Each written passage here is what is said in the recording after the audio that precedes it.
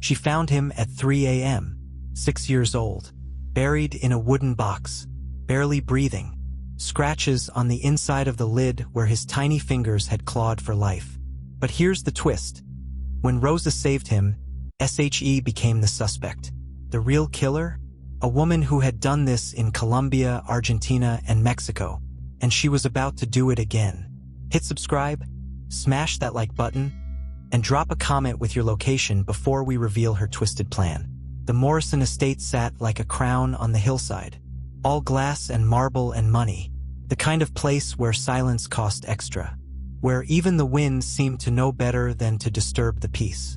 It was nearly 3 in the morning when Rosa jolted awake in her cramped room off the kitchen. Something had pulled her from sleep, though she couldn't name what. She lay there listening. Nothing but the low hum of central air and the distant tick of the grandfather clock in the hall. Then she heard it again. Faint, desperate. A sound that made her blood freeze. A whimper, coming from outside. Rosa slipped out of bed, her bare feet cold against the tile. She'd worked for the Morrisons, Daniel, Lauren, and their 2 kids, for almost 3 years now. She knew every sound this house made. The groaning pipes, the settling foundation, the creaky 3rd step on the main staircase. But this sound? This was new. This was wrong. She pressed her face to the small window overlooking the back garden. Moonlight spilled across the manicured lawn, turning everything silver and strange. The rose garden looked perfect as always. Lauren's pride and joy. Dozens of carefully tended blooms arranged in precise rows. Except for one spot near the fountain. The soil there looked disturbed, dark, freshly turned. Rosa frowned. She'd swept those walkways just yesterday afternoon. Everything had been flawless. Another sound drifted through the glass. Weak, muffled, almost like someone crying underground. Her heart kicked against her ribs. Maybe an animal, she told herself. A cat, a raccoon, something trapped. But every instinct screamed that she was lying to herself. She didn't hesitate long. Within seconds she was outside, the night air sharp against her skin. Dew soaked through her slippers as she crossed the lawn. Each step felt heavier than the last. The closer she got to that patch of disturbed earth, the louder her pulse hammered in her ears. When she reached it, she knelt down. The soil was loose, recently moved. She touched it with trembling fingers. Then from beneath the ground, clear as death itself, came a sound that stopped her heart. A muffled thump, like someone knocking from inside a coffin. Rosa's breath caught. Her mind raced. Everyone was asleep. Mr. Morrison upstairs. Lauren beside him. The kids in their rooms. If she woke them over nothing, they'd think she'd lost her mind. But that sound, that desperate, dying sound. She ran to the garden shed, grabbed the first shovel she found, and started digging. The earth came up easily, too easily, like someone had just put it there. Her breathing turned ragged. Sweat dripped down her spine despite the cold. She dug faster, harder, praying she was wrong, praying she was right. Then the shovel hit something solid. Wood. Rosa dropped to her knees and clawed at the dirt with her bare hands until a wooden surface appeared. A box. Small. Roughly the size of a child's casket. She pressed her ear against it. Inside, she heard the shallowest breathing. Barely there, but alive. Her scream tore through the night. Inside the box was Lucas Morrison, 6 years old.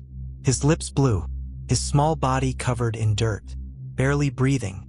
Rosa didn't think. She yanked the lid open, pulled him into her arms and ran.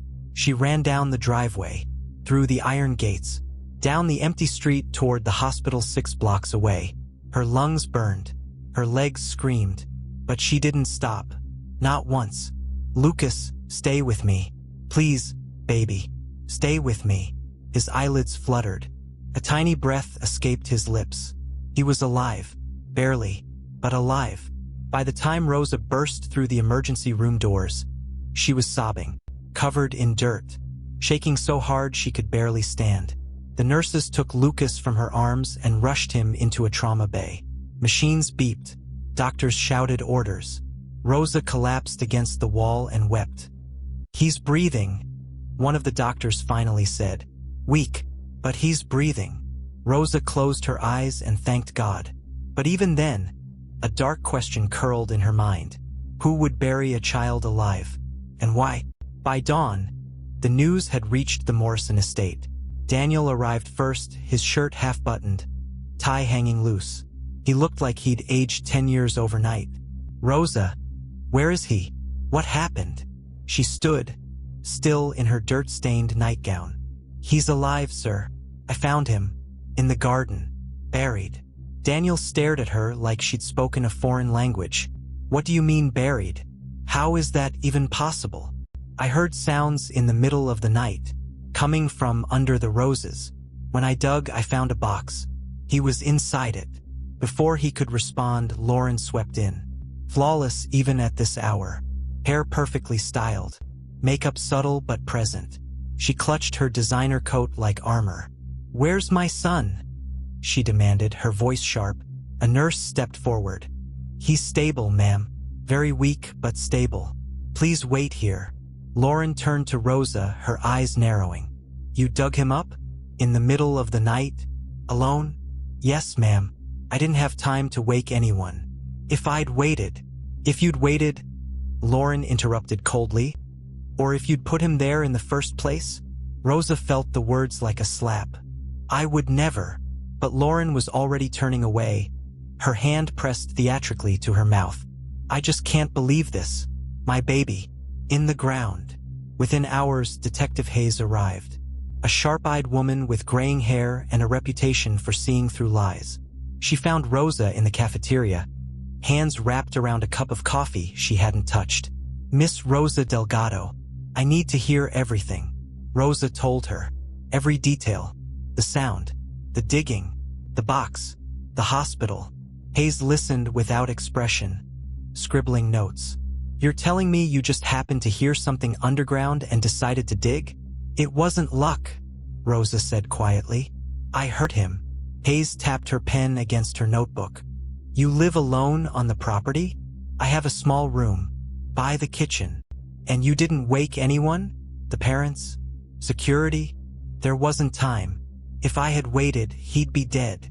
Hayes nodded slowly, but her eyes studied Rosa like a puzzle she was determined to solve. By the time Daniel and Lauren returned from Lucas's room, Hayes had already interviewed the other staff, and the story spreading through the hospital was no longer simple. Some said Rosa had been acting strange for weeks. Others claimed she wandered the mansion at night. Lauren, of course, added her own poison. "She's always been devoted to the children, almost obsessively so. We'd hear her pacing at night. I thought it was insomnia. Now I'm not so sure." Back in the waiting area, Rosa sat alone. Her hands still smelled like earth. Nurses passed her without making eye contact. She could feel their judgment, their suspicion. An hour later, Daniel approached. "Lucas is stable. They think he might wake up soon." Rosa managed a weak smile. "Thank God." He sat beside her, looking broken. "I don't know how to thank you." But before she could reply, Lauren appeared, heels clicking softly against the tile. "Detective Hayes wants to inspect the garden. They need to see where it happened." Daniel nodded grimly. "Of course." Lauren turned to Rosa, her expression unreadable. "You'll come too. You were the last one there." A wave of dread washed over Rosa. "Of course, ma'am." By afternoon, the Morrison estate was swarming with police. Crime scene tape fluttered around the rose garden. Forensic teams photographed everything. The once perfect garden now looked like a war zone. Rosa stood at a distance, arms wrapped around herself as detectives marked the spot where she dug.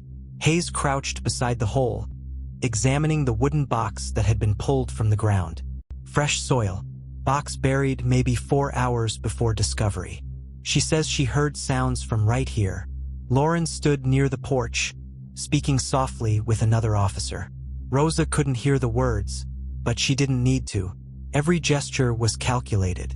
The trembling lip, the hand on her chest, the perfectly timed tears. Daniel wandered the property like a ghost. When the police finished, Hayes approached Rosa again. "We'll need you to come down to the station tomorrow for a formal statement." Am I being accused of something? Right now, Hayes said evenly. Everyone's a suspect. That night, the mansion felt different. Colder. Emptier. Rosa tried to sleep but couldn't. Around 2 in the morning, she gave up and sat by her window. From there, she could see the garden, or what was left of it. Under the dim security lights, the disturbed earth looked like an open wound. She thought about Lucas's small body in her arms, the shallow breathing, the faint scratches she'd seen on the inside of the box lid, the marks of tiny fingers fighting to survive. A soft knock startled her. She turned. Lauren stood in the doorway wearing a silk robe, her hair loose. She looked fragile. Dangerous. Can't sleep? She asked softly. No, ma'am. Lauren stepped inside, her perfume filling the small space. Neither can I. She sat on the edge of Rosa's bed, smiling faintly. It's strange, isn't it? How something like this happens right under our noses.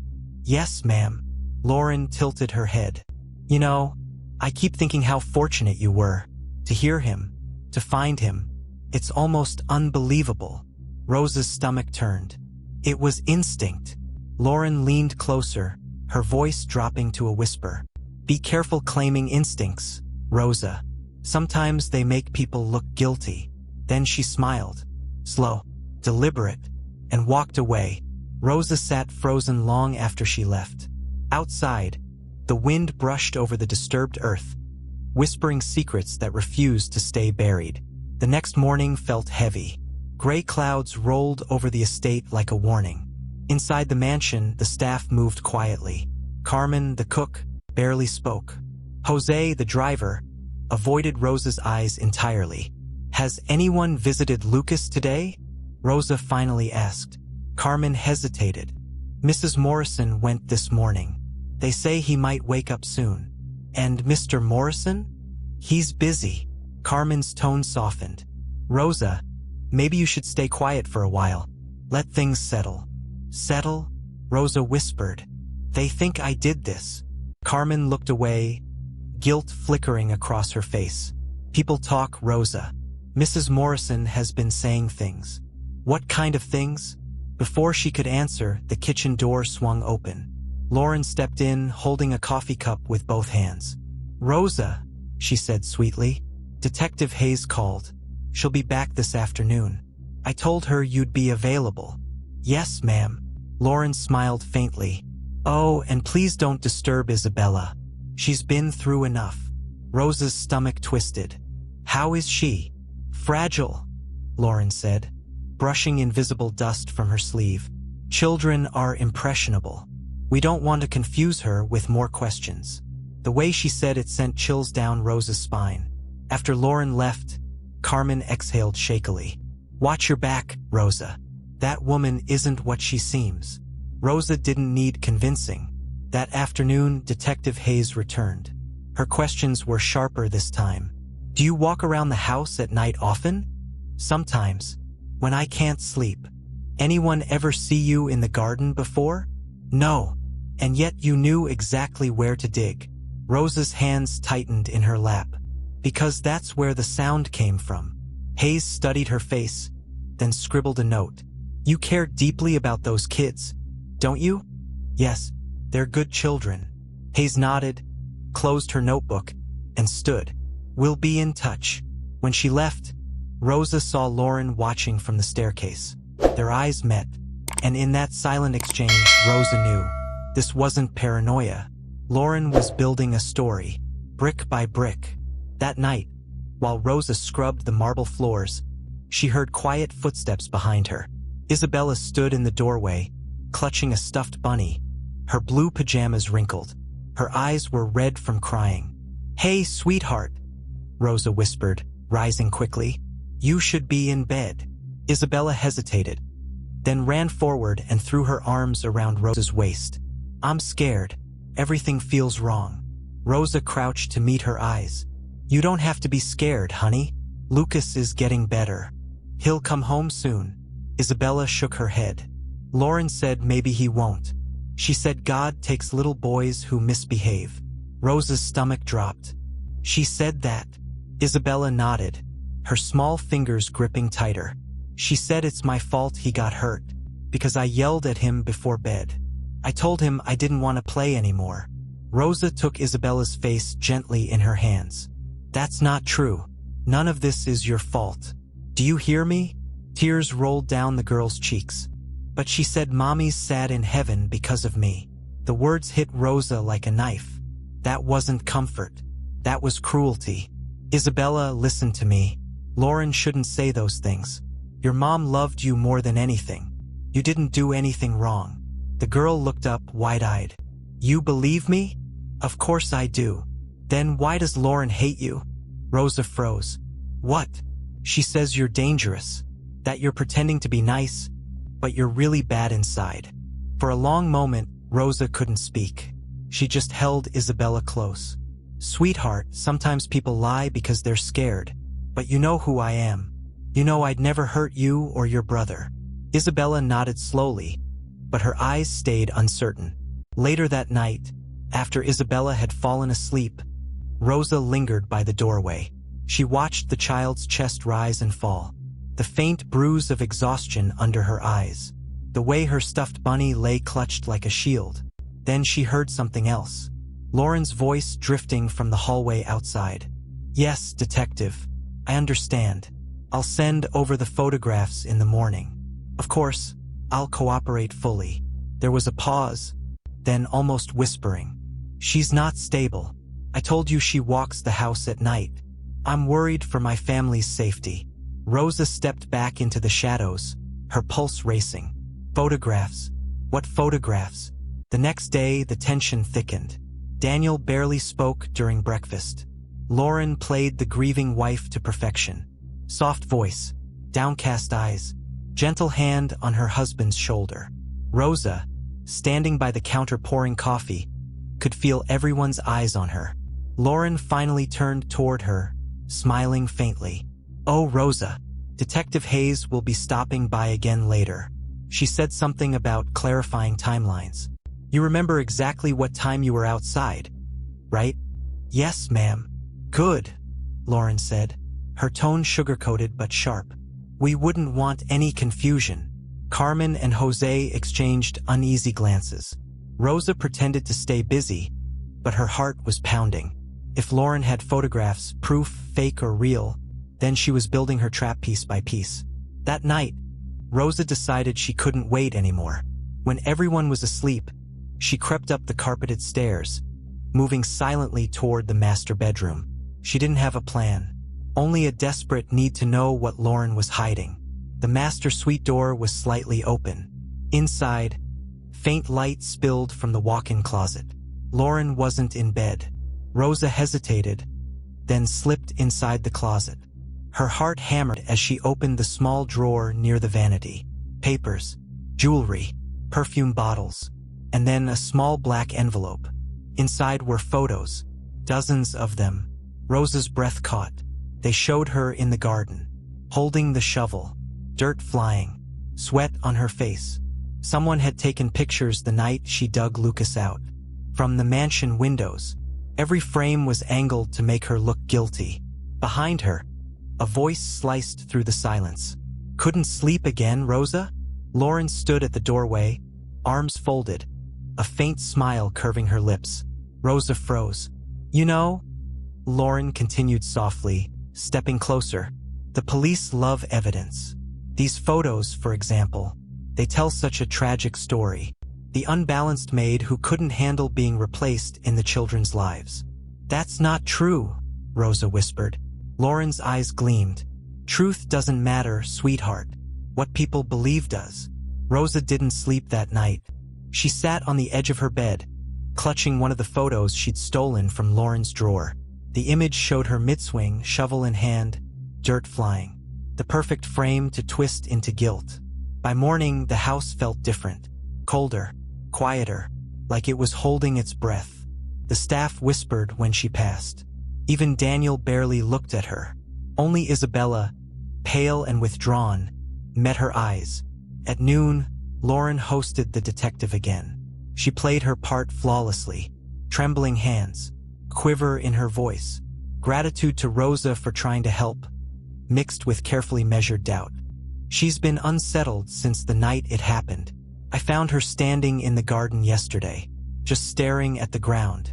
I'm worried, detective. For all of us. Hayes took notes but said nothing. When she left, Lauren turned to Rosa and smiled faintly. You should rest. You look tired. Guilty people often do. Rosa forced a smile. And liars sleep well. For the first time, Lauren's eyes hardened. Just for a heartbeat. Before she turned away. That night, Isabella came to Rosa's room again. She was shaking, her small voice barely above a whisper. I saw Lauren in the garden last night. Rosa froze. When? Late. She had a flashlight. Her clothes were dirty, like she was digging. Rosa's pulse quickened. What was she doing? Isabella bit her lip. I don't know, but when I asked her this morning, she said she was just getting fresh air. Rosa's mind spun. If Lauren had returned to the garden, she was moving something, or burying something new. After Isabella went back to bed, Rosa waited until the mansion went still. Then, barefoot and trembling, she crept outside. The roses rustled under a faint breeze. The moon hung low and pale. She walked toward the far edge of the garden, the same place she'd dug before. But there was something new now. A small patch of freshly turned soil, carefully leveled. Too neat, too deliberate. She crouched, brushed her fingers across it, and found something hard buried just beneath the surface. Plastic. Smooth. A small pill bottle. When she pulled it out, she recognized the label instantly. Lorazepam. Powerful sedative. Half the pills gone. Rosa's breath caught. This is how she drugged him. A twig snapped behind her. She spun, but it was only the wind. Still, the sense of danger pressed in like invisible hands. She tucked the bottle into her pocket and hurried back inside.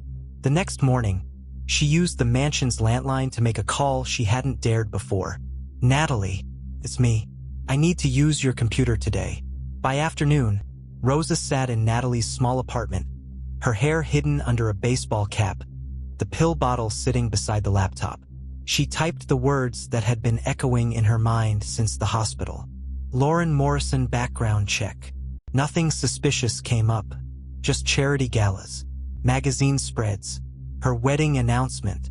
But when Rosa searched using a different photo, one from the news coverage of Lucas's rescue, she found something chilling. A Spanish-language article from 4 years earlier. Same face, different name, Elena Vargas. Her blood ran cold. She clicked the link. The article described a woman accused of infiltrating wealthy families across Latin America, marrying widowers, eliminating heirs, vanishing with the fortunes. She was wanted for multiple homicides. The picture was unmistakable. It was Lauren. Rosa sat frozen as the realization sank in. The woman living in that mansion wasn't who she said she was. She was a predator, a patient, calculating killer who had done this before. Every detail of the Morrison tragedy now made sense. The perfect timing, the staged evidence, the buried child meant to die slowly and be discovered later. Rosa knew what came next. Lauren wouldn't stop until she finished what she'd started. That evening, when Rosa returned to the mansion, she moved quietly through the house. From the hallway, she heard Daniel's voice in the study. Weary, broken. If she's really dangerous, Lauren, we need to tell the police. She's confused, Lauren replied, voice smooth as silk. You saw her. She's obsessed with the children. She needs help, not punishment. A pause. Then Daniel sighed. I'll let Detective Hayes decide. Lauren smiled faintly. Good. She'll see the truth soon enough. Rosa slipped away before they noticed her. She had no time to waste. She went straight to her small room, pulled out her phone, and started taking pictures. The pill bottle, the photos from Lauren's drawer, the area of the garden where she'd found the sedatives. She typed an anonymous email to Detective Hayes' department, attached everything, then hit send. But before she could breathe, her phone buzzed. An incoming text from an unknown number. Unknown, you shouldn't snoop, Rosa. Unknown. Curiosity kills. She froze. Someone was watching her. At midnight, Footsteps echoed in the hallway again. Rosa grabbed the nearest thing she could find, a metal candle holder, and waited. The footsteps stopped right outside her door. Then a soft knock. "Rosa!" It was Daniel's voice. She exhaled in relief and opened the door. He stood there in his robe, looking distraught. "I just spoke to Detective Hayes. She said she received some anonymous files tonight. She's coming back tomorrow." "What's going on?"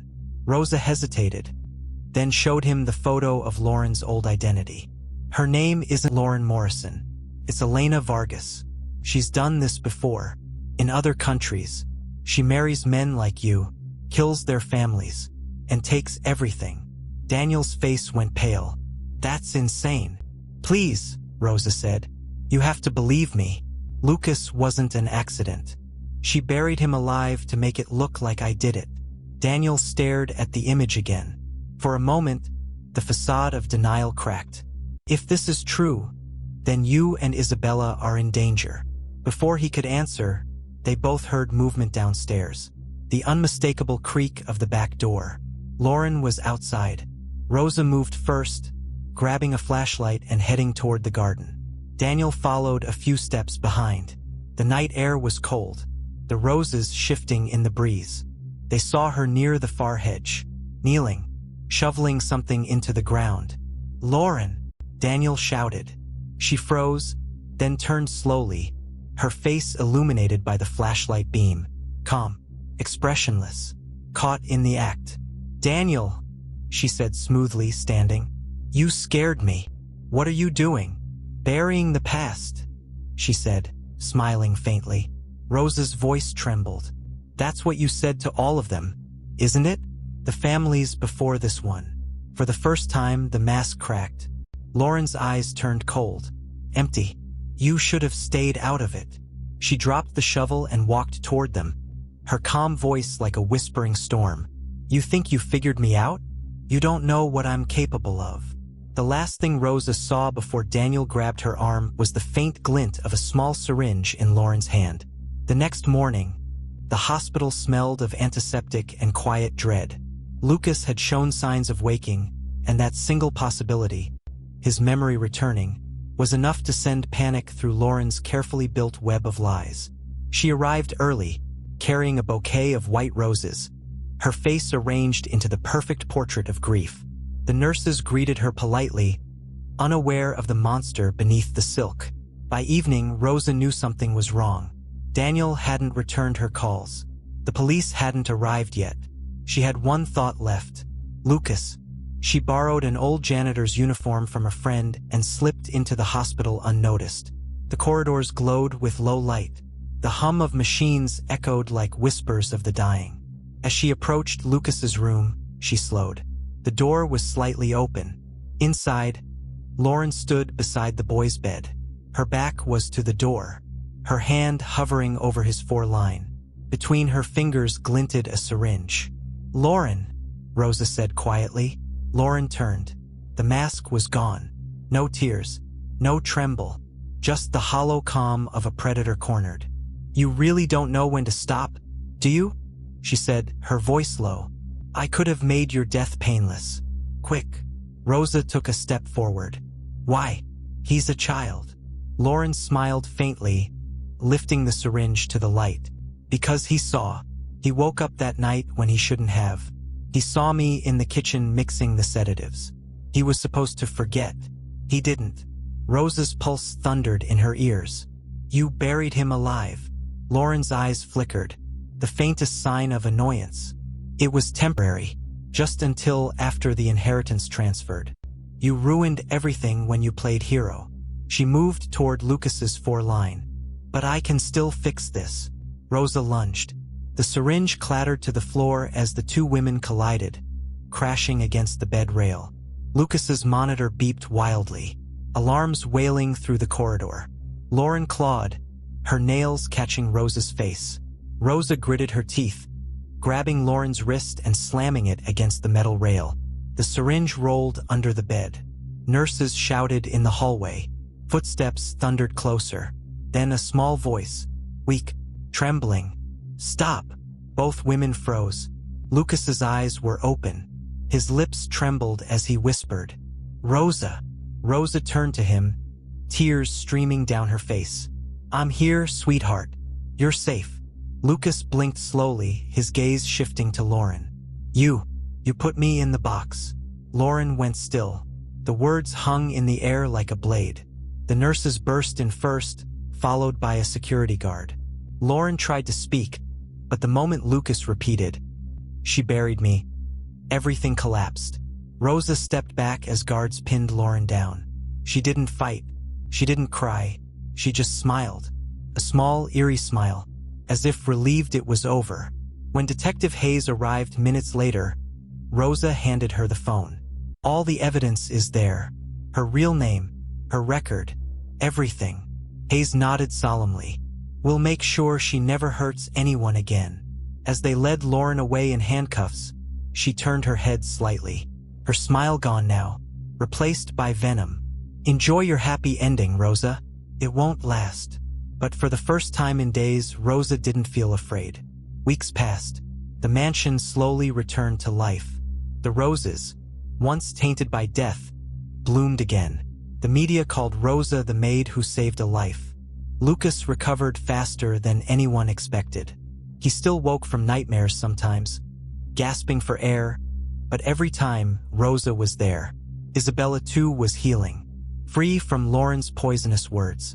She clung to Rosa constantly now, as if afraid she might disappear. One evening, Daniel called Rosa into the living room. He looked different, older, humbled. "You've done more for this family than anyone ever could. You saved my son, my daughter.